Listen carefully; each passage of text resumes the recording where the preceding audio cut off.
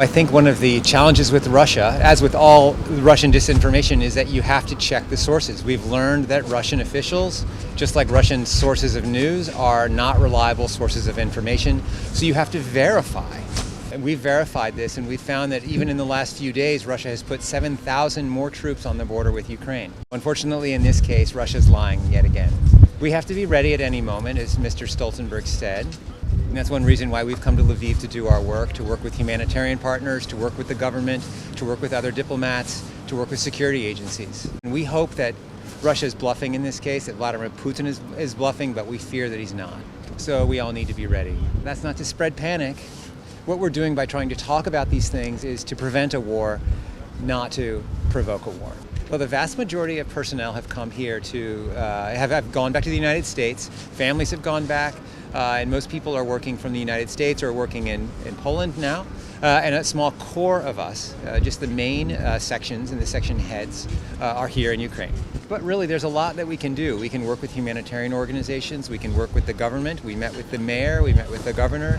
We can meet with the border guards. We can meet with university students and civil society. We can talk with the press. So there's a large amount that we can do here from Lviv, which we're very pleased about, and we're very grateful for the generosity of the government.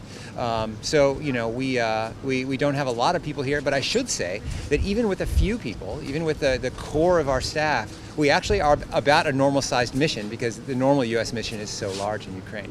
So let me just add one more thing. You know, we are pressing for diplomacy in all of this, and until the very last moment, we will continue to press for diplomacy.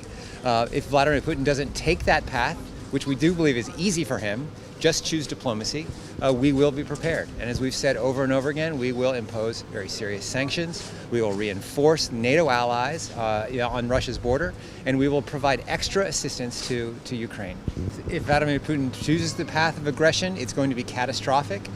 Of course, it will be catastrophic for Ukraine, but it'll be catastrophic for his own country, for his own legacy. So we urge him, and we urge him to press for peace, to choose the peaceful path. We hope to return to Kyiv as soon as possible, and that's all I can say. It really depends a lot upon what happens.